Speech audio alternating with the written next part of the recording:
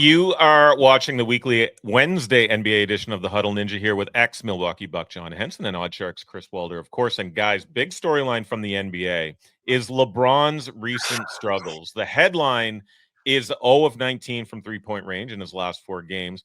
I believe he's missed 24 straight from beyond the arc. And okay, sure.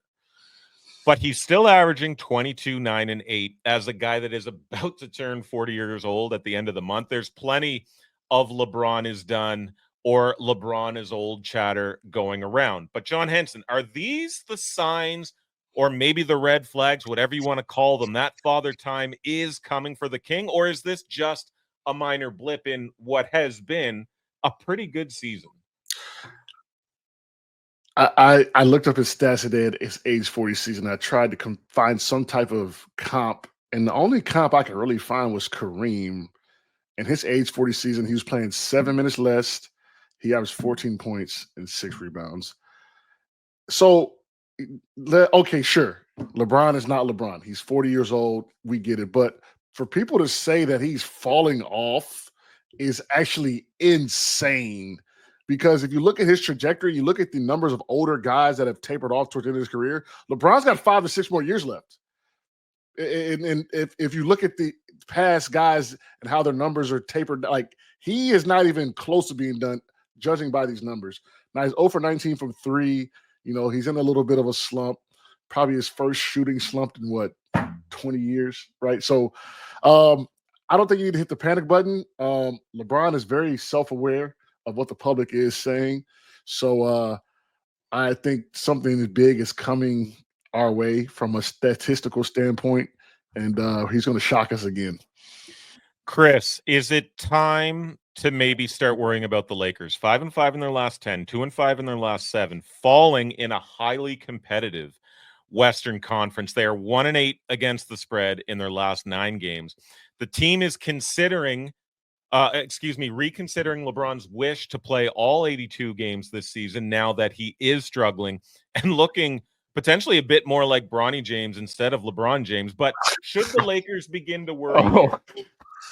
Oh man, I felt that. Jeez, Ninja, it's the holiday season. You're going for the jugular, my friend. I got on social media right there, man. Man, clip that part out and share it on Twitter. That was brutal. But no, man, look, before the season, I was worrying about the Los Angeles Lakers. Like the expectations for a team that have 2 of the top 10 best players on the planet, Anthony Davis and LeBron James, you're not gunning to just qualify for the playoffs. You're gunning to win a championship. And we know what a 5th and potential 6th championship would do for LeBron's legacy. That would probably end the debate of whether or not he's the GOAT alongside Michael Jordan. Right now, it's kind of a coin toss depending on what era of basketball you became a fan. But if he wins 6, it's going to be really hard to dispute that. But at the same time, you look at the makeup of this roster, I'm putting most of the blame on Rob Pelinka. Anyone with 2 working eyes could have seen during this summer that this roster simply wasn't going to cut it. Like, I don't know how you can expect having Austin Reeves as your 3rd best player, you can viably contend for the Larry O'Brien trophy. Like, there's so many other teams in the West. Look at the top of the standings right now in the conference. Like, you're seeing a lot of young guns, Oklahoma City, Houston, Memphis, and then you still have like the regulars like Denver and Dallas in the mix contending for the top seed. Los Angeles simply just doesn't have enough in the tank to fight with that. And then you go into the trade deadline. What possible assets do you have to move? What are you getting for a D'Angelo Russell or a Rui Hachimura? That's why I'm leaning more and more. I like what John said. Like LeBron James is one of the most gifted athletic physical specimens we've ever seen in any sport known to man. But he is going to get to a point where he maybe looks in the mirror and says, is this even worth it anymore? That's why I kind of pegged next season as, you know what? Announce this summer or at the start of next season that next year, that's it. Get your farewell tour, kind of like what your friend Dwayne Wade had. The All-Star game is in California. That's a perfect send-off 2025. I just don't think there's a lot left for him in Los Angeles to accomplish. He just played with his son.